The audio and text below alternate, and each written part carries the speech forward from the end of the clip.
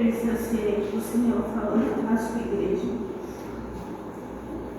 E não é todo. Livro de 2 Reis, capítulo 12. E nós vamos ler os versículos de 1 a 3.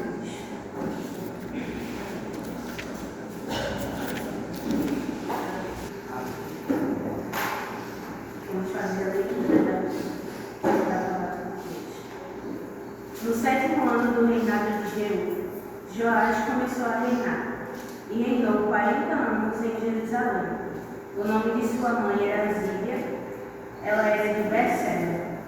Joás fez o que o Senhor aprova durante todos os anos em que o sacerdote Joiada o orientou. Contudo, os altares idólatras não foram derrubados. O povo continuava a oferecer sacrifícios e a queimar incenso neles. Vamos orar mais uma vez. Tudo, antes de começar, eu queria fazer uma breve introdução sobre essa passagem que nós acabamos de ler, porque a nação de Israel estava passando por muitos conflitos, né? Como a maioria sabe, a nação israelita foi dividida em 2 reinos, o reino do sul e o reino do norte, por conta de uma revolta que aconteceu no povo de Israel contra o rei Roboão, que era da descendência de Judá, e que não havia, ele não estava querendo cumprir com os pleitos do povo, e eles realizaram uma revolta que foi comandada por Jeroboão, que acabou virando o rei do Reino do Norte. O Reino do Norte foi o reino de Israel e o Reino do Sul foi o reino de Judá. Então, nós chegamos no período do reinado do rei Joás. E quem foi o rei Joás, né? Diferente do rei Jeoás, que é de Israel, o rei Joás de Judá, ele, no capítulo 11, fala sobre o reinado da rainha Atalia, que usurpou do trono do reino de Judá e promoveu um massacre contra todos os descendentes reais do trono da descendência de Davi. Mas houve um remanescente, e esse remanescente foi o rei Joás. Ele foi resgatado pela sua tia Jeoseba, fala isso durante o capítulo, e ele também esteve dentro do templo, sendo ensinado pelo sacerdote Joiada sobre todos os mandamentos do Senhor e sobre tudo que ele precisava, né, saber, conhecer. O sacerdote Joiada esteve lá com ele como se fosse praticamente um pai, dando todos os ensinamentos a ele acerca de Deus. Inclusive, Joiada é um grande exemplo para o rei Joás, porque foi ele que promoveu as reformas, expulsou os ídolos de Baal que haviam no reinado de Judá. E também tinha acontecido que o templo do Senhor havia sido derrubado. Então eram necessárias essas reformas para que o templo fosse restaurado. Então o rei Joás, ele, junto com o sacerdote Joiada, ele promoveu uma reparação do templo. Então todas as ofertas que chegavam à casa de Deus, ao sacerdote, ele dava ordem de que todos esses recursos precisavam ser direcionados aos construtores do templo e também aos materiais de construção. Nada mais além disso. Inclusive, até quando os sacerdotes eles demoram, né, para pegarem aquele dinheiro e investirem no templo de Deus, o rei Joás ele interfere, exatamente, perdão. Ele interfere e fala para o sacerdote Joiada assim: olha, Joiada, eu tenho percebido que muito provavelmente há desvios das ofertas do templo, vocês não estão usando esse dinheiro para cuidar deles. Substitua esses sacerdotes e faça com que chegue essas ofertas para o reparo e construção do templo. E assim o fez, o templo foi reconstruído. Mas mesmo assim, diante de tudo isso, o rei Joás ele ainda não derrubou os altares pagãos de adoração. Por mais que ele tivesse o exemplo do sacerdote Joiada, ele não promoveu a derrubada daqueles antigos altares pagãos. Ele deixou ali e o povo continuava pecando, assim como a gente leu aqui, que o povo continuava a oferecer sacrifícios e a queimar incenso neles. E não foi só o rei Joás que fez isso. Todo esse pecado passou de geração em geração e continuava. Como eu falei, né, o reino foi dividido e o reino de Israel teve muitos reis que cometiam muitos pecados e que realmente não guardavam nenhum mandamento do Senhor. E eles foram afastados, né? Eles realmente se afastaram de Deus.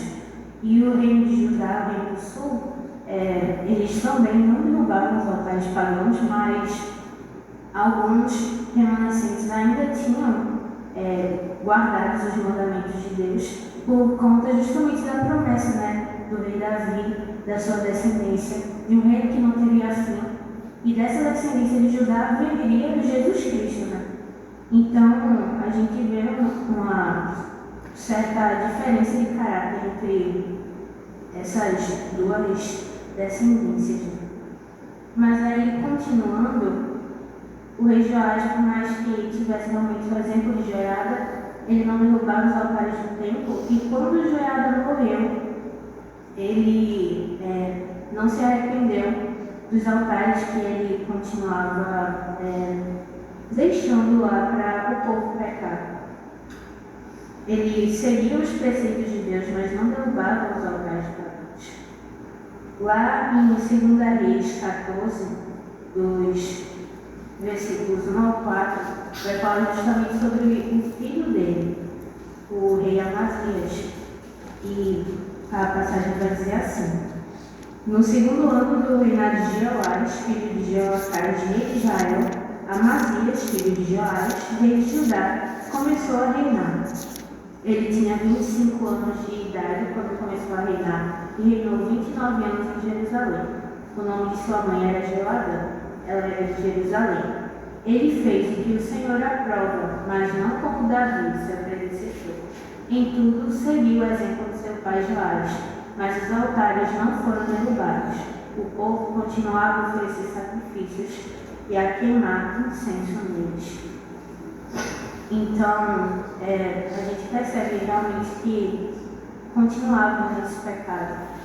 O rei Amazias, aqui, o filho de Joás, a gente percebe também durante a história que ele vai atrás dos assassinos do seu pai, do rei Joás, porque quando o Joiada morreu, o sacerdote, Joás ele realmente não se arrependeu dos seus pecados, e o filho de Joiada, Zacarias, se não me engano, lá em 2 Crônicas, capítulo 24, vai falar sobre esse episódio, de que o filho de Joiada, Zacarias, ele foi ordenado por Deus para ir até o povo e até o rei, para dizer: olha, vocês estão pecando, esses altares pagãos não são agradáveis a mim, vocês continuam realizando os mesmos pecados do povo que eu expulsei dessa terra para que vocês habitassem nela, e vocês devem se arrepender.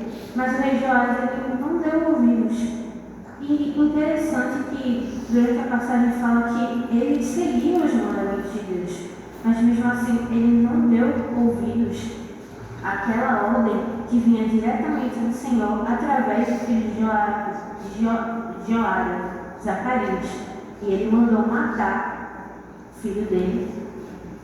E depois disso, por conta desse pecado, se realizou uma revolta entre os comandantes do exército de Judá e mataram a sangue frio o rei Joás. Então, quando o seu pai foi assassinado, né, o rei Amazias, ele buscou vingança contra esses funcionários do rei que o mataram. Mas durante essa narrativa é interessante ver que ele, mesmo quando foi matar esses homens, ele também não matou os seus filhos, porque havia uma lei de Moisés, segundo a lei mosaica, que foi Deus que estabeleceu, que inclusive se encontra lá em Deuteronômio 24, capítulo 24, versículo 16, que diz o seguinte: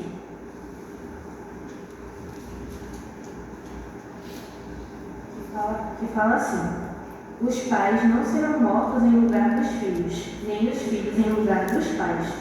Cada um morrerá pelo seu próprio pecado. Então, o rei Amazias, ele guardou essa lei e realmente a cumpriu. Não matou os filhos dos que mataram o seu pai. Mas mesmo assim, ele não tinha Deus verdadeiramente em seu coração. Ele não derrubou os altares pagãos igual Joás. E falando sobre isso, né, há uma condicionante que eu achei muito interessante quando eu estava estudando o texto, lá em 2 Crônicas 24, no versículo 2, parte B, que fala o seguinte: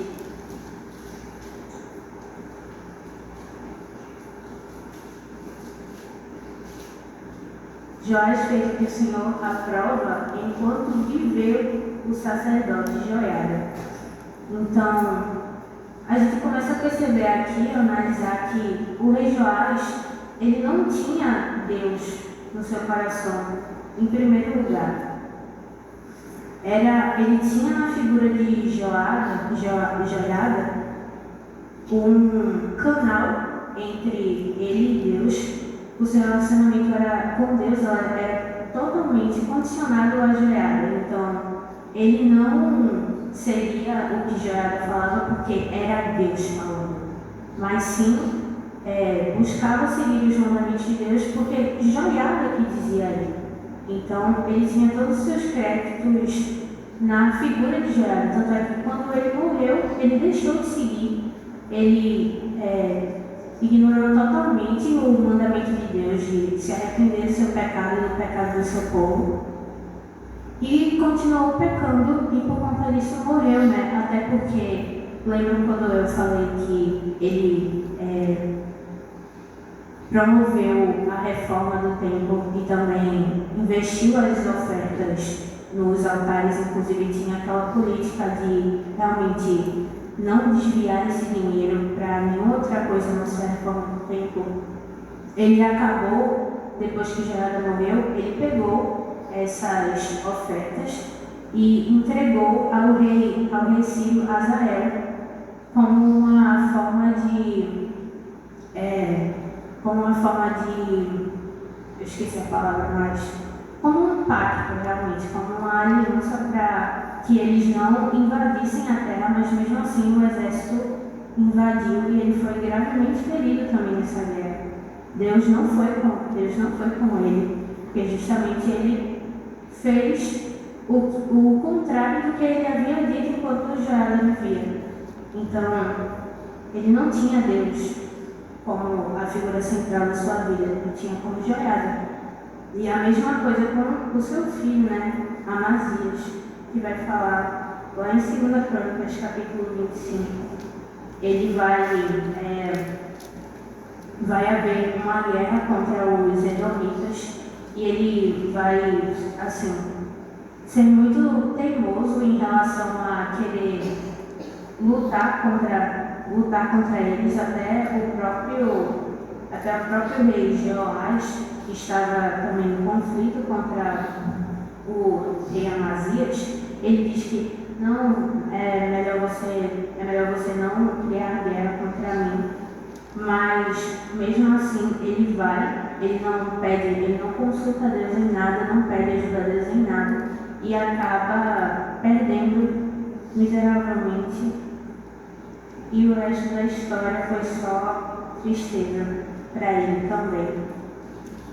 E se segue lá em 2 Reis, capítulo 15, dos versículos 1 ao 7, dos versículos 32 ao 38, também veremos exemplos de outros reis que não derrubaram os altares pagãos, que nem o rei Uzias e o rei Jotão, que eram da descendência de Davi também, inclusive até o rei Uzias, justamente assim, por mais que ele tivesse os mandamentos de Deus, conhecesse, ele também pecou, entrou no templo, no Santo dos Santos, e queimou incensos lá, quando era explícita a ordem de Deus que só os sacerdotes poderiam entrar lá.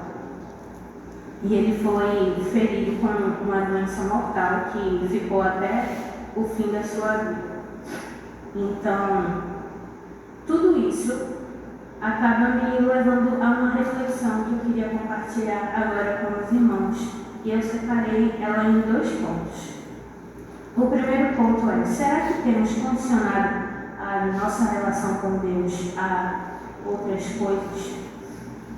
Aí, justamente sobre a questão de um relacionamento com Deus sem barreiras, porque nós percebemos, né, principalmente na figura do rei Joás, que o seu relacionamento com Deus era totalmente condicionado ao sacerdote Joiada. Inclusive, até me lembra do episódio que muitos conhecem aqui, de Samuel e Saul. E Saul, ele não, o seu relacionamento com Deus era totalmente condicionado ao rei Samuel, ao profeta Samuel. Então, quando ele se afasta, né, de Samuel, inclusive, ele fica totalmente à mercê da vontade de seu povo. Ele segue a vontade de seu povo e desobedece à vontade de Deus. Então, ele não tinha com todo o seu coração os mandamentos do Senhor, não buscou manter o seu relacionamento com Deus. Pelo contrário, quando Samuel morreu, ele inclusive foi até uma médium para tentar trazer Samuel de volta, porque ele não sabia o que fazer, pecando mais uma vez. Então, o primeiro ponto que eu quero abordar, eu coloquei um tema também falando sobre um relacionamento com Deus sem barreiras. Na época de Joás, nós sabemos que era realmente necessário, né, se haver essa ponte que interliga os homens a Deus. Precisava haver essa figura de sacerdote para queimar as ofertas, queimar os incensos e levar os nossos pecados ao Senhor.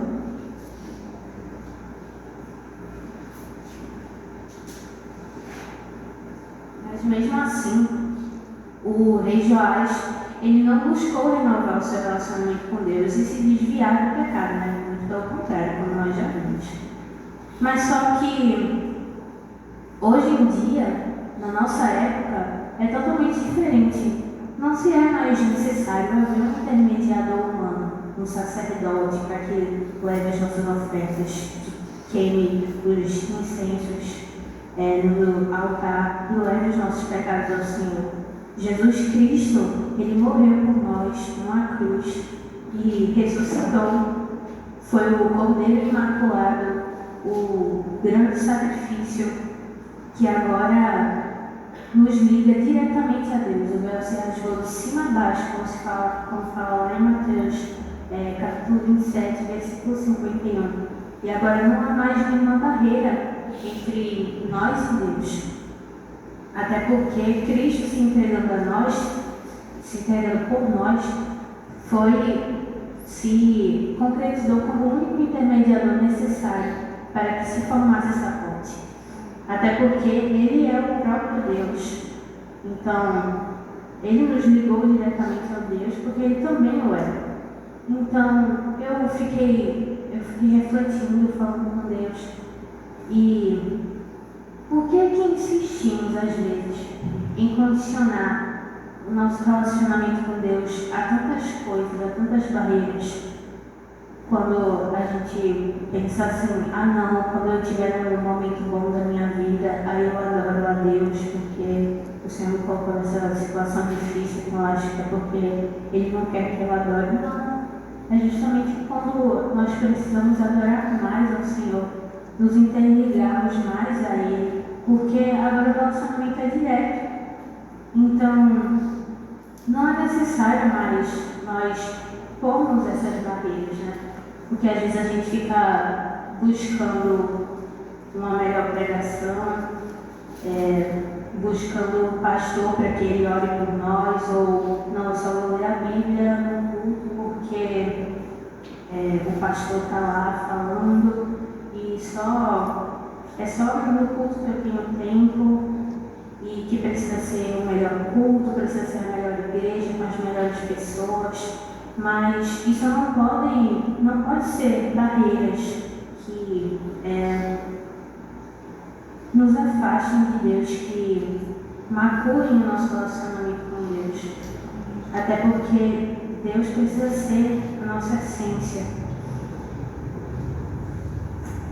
Então, nesse sentido, eu também estabeleci um segundo ponto, que fala sobre o relacionamento com Deus prioritário e essencial para nós. Então, nesse sentido, nós devemos ter um coração entregue a Deus. Até porque, como nós vimos no exemplo de Joás, né, o seu coração ele não era totalmente entregue ao Senhor. Ele tinha realmente a figura de Joiada, como a figura central que o interligava a Deus.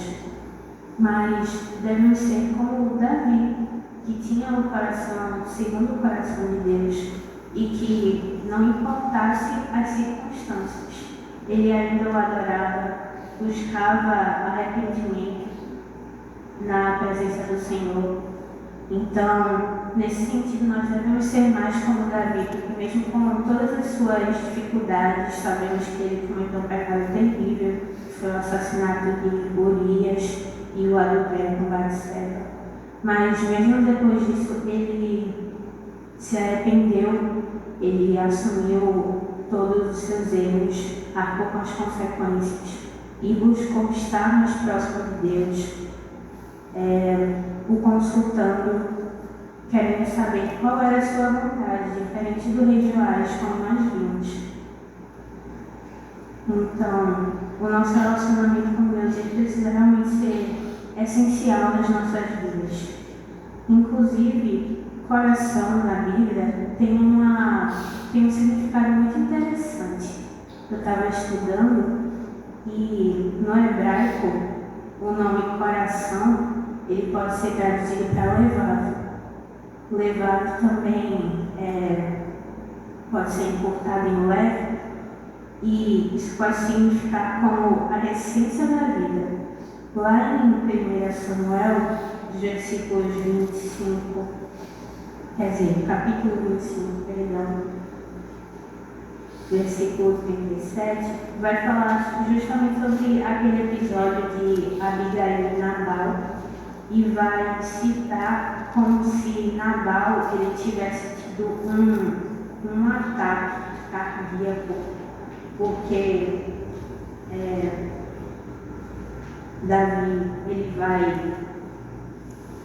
vai dizer que Nabal ele será ferido porque ele não recepcionou o rei Davi da forma que ele devia ter recepcionado, porque o rei Davi queria trazer algo de Deus, né, para a casa de Nabal. E fala justamente desse jeito assim. De manhã, quando Nabal estava sóbrio, sua mulher lhe contou tudo, e ele sofreu um ataque, ficou paralisado como uma pedra. Em outras versões, vai dizer que o seu coração parou, o seu coração morreu, e é justamente nesse sentido que os escritores antigos eles traziam essa palavra de coração, coração como a essência da vida. E o interessante é que também no hebraico antigo não havia uma palavra para traduzir diretamente a questão da mente, do cérebro. Então, era no coração que se originavam todos os pensamentos, todas as emoções, todas as dores, o nosso corpo físico. Era tudo sustentado pelo coração e também os nossos desejos. Então, era como se o coração fosse tudo, fosse o essencial do nosso corpo. Inclusive, lá em Provérbios, capítulo 4, versículo 23, vai falar sobre a questão do coração, né? Da sabedoria. E fala assim: acima de tudo, guarde o seu coração, pois dele depende toda a sua vida. Então, é do coração que flui todas as coisas. E os escritores hebraicos, eles davam muita ênfase nisso, né? Porque era do coração que tudo nascia do homem. Inclusive, né, nesse sentido também, havia uma antiga oração judaica que se chamava Shema, que se encontra recitada lá em Deuteronômio, capítulo 6, dos versículos 4 e 5, e vai dizer o seguinte: ouça, ó Israel, o Senhor, o nosso Deus, é o único Senhor. Ame o Senhor, o seu Deus, de todo o seu coração, de toda a sua alma e de todas as suas forças. Então, era essa oração que eles faziam e essa oração que nós precisamos fazer também, porque se é no coração que tudo flui, ele precisa ter a sua fonte em Cristo. Nós precisamos ter Cristo em primeiro lugar, porque, infelizmente, às vezes nós realmente cometemos idolatria sem saber. No nosso coração nós estabelecemos altares pagãos. Não derrubamos os altares, nós até seguimos os mandamentos de Deus, conhecemos a Bíblia, mas pecamos nisso por conta de tantas distrações que existem no mundo. Nós sabemos que vivemos num mundo secular e que realmente não é fácil seguir a Deus, ter Deus como prioridade, porque também é importante nós estudarmos, também é importante trabalharmos, também é importante cuidarmos da nossa vida financeira, todas essas coisas, mas tudo isso só vai fluir da melhor forma, seguindo a vontade de Deus, quando tivermos Deus em primeiro lugar no nosso coração. Então, precisamos estar atentos a isso, porque às vezes damos mais prioridade a outras coisas, além do Senhor, até como o pastor fala muito, lá em Mateus 6,33, que a gente já tem decorado basicamente de buscar em primeiro lugar o reino de Deus e a sua justiça, e todas as outras coisas lhe serão acrescentadas. Até porque, inclusive, quando a gente comete idolatria igual Joás, nós fazemos isso mesmo, não damos prioridade a Deus no nosso coração, e o nosso alvo deve ser Cristo. Inclusive lá em Tiago, capítulo 4, versículo 8, vai falar justamente sobre essa questão de cometer idolatria no nosso coração. Na minha versão aqui, eu não fala sobre deixa eu abrir aqui. Tiago 4:8. Aproxime-se de Deus e Ele se aproximará de vocês. Pecadores, limpem as mãos. E vocês, que têm a mente dividida, purifiquem o coração. Na versão, se eu não me engano, da Almeida Revista e Atualizada, vai falar sobre vocês que têm o ânimo dobre. Limpem o seu coração, purifiquem o seu coração. E o que seria o ânimo dobre? O ânimo dobre é praticamente quando você deposita todo o seu ânimo realmente, todas as suas forças, todas as suas esperanças em mais de uma coisa. em algo que seja além de Deus, além do Senhor.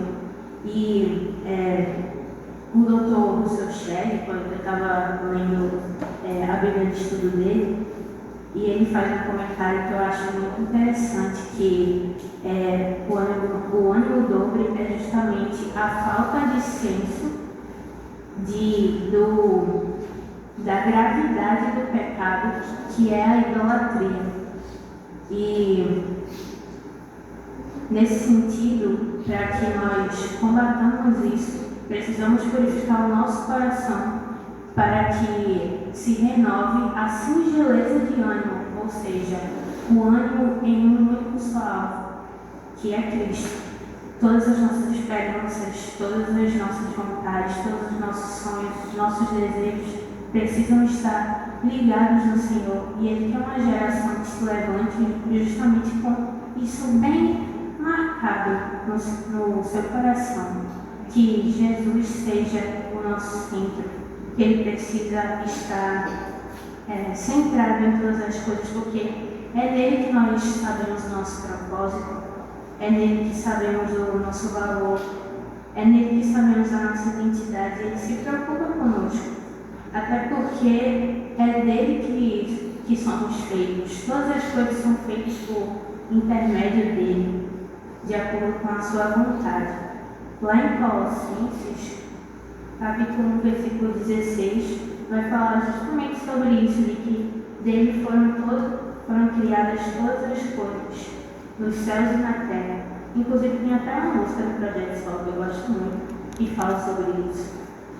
E vai falar justamente o seguinte: pois nele foram criadas todas as coisas, nos céus e na terra, as visíveis e as invisíveis, sejam tronos ou soberanias, poderes ou autoridades.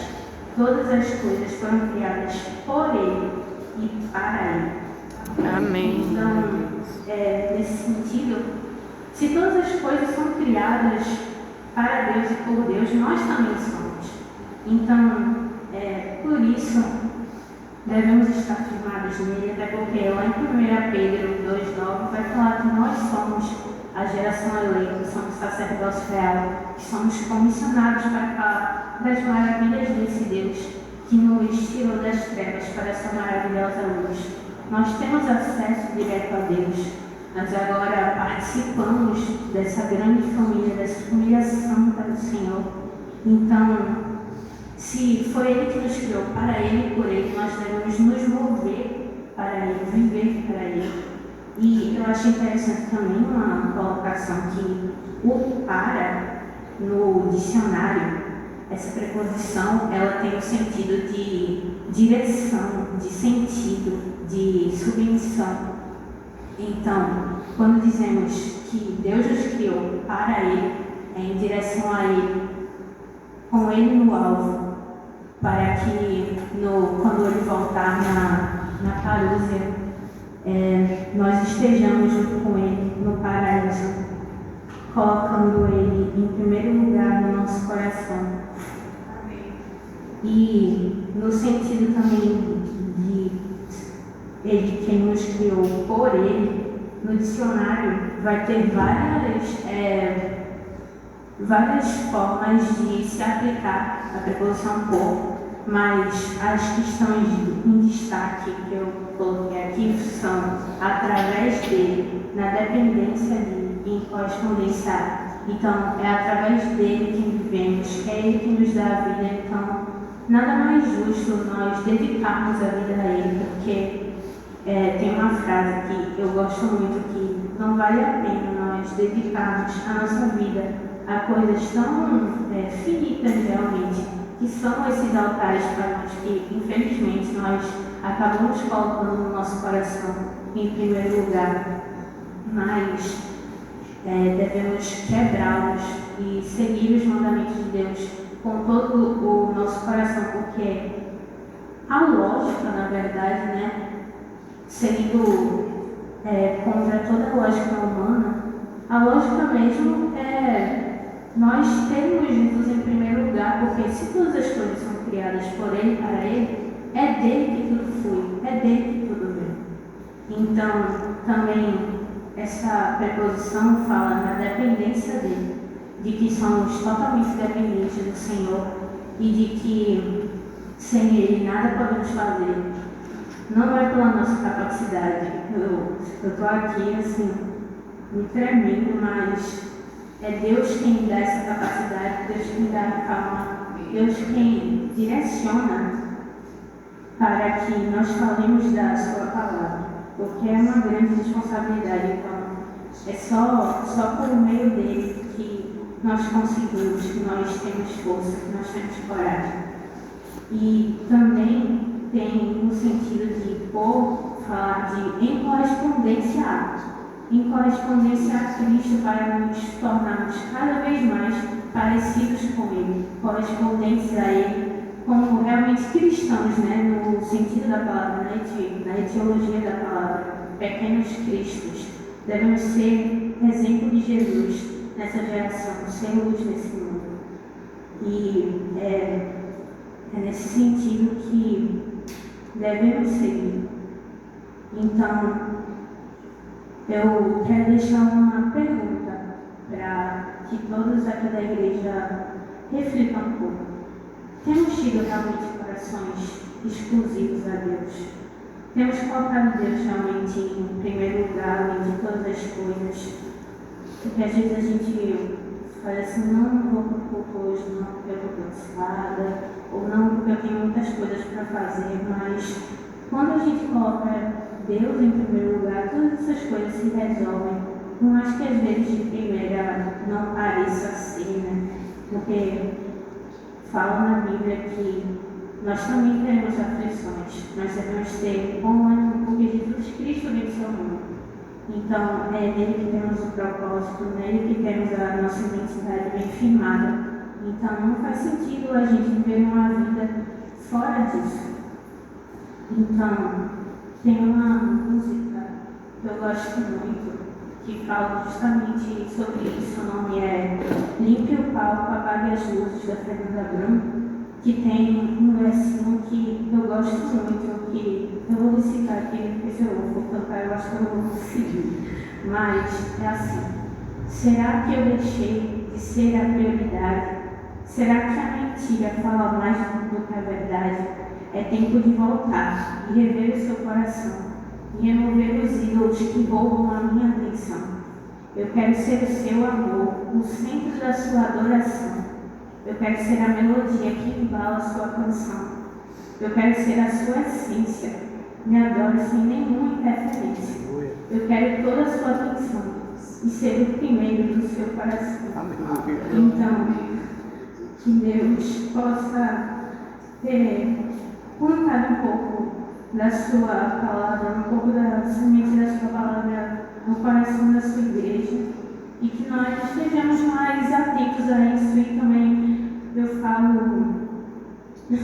também falo em relação a mim, porque eu sei que eu tenho que mudar em muitas coisas, eu preciso melhorar, mas todos nós devemos melhorar cada dia, sermos mais santos, mais parecidos com Deus, até que Ele venha. Que Deus abençoe esse vídeo.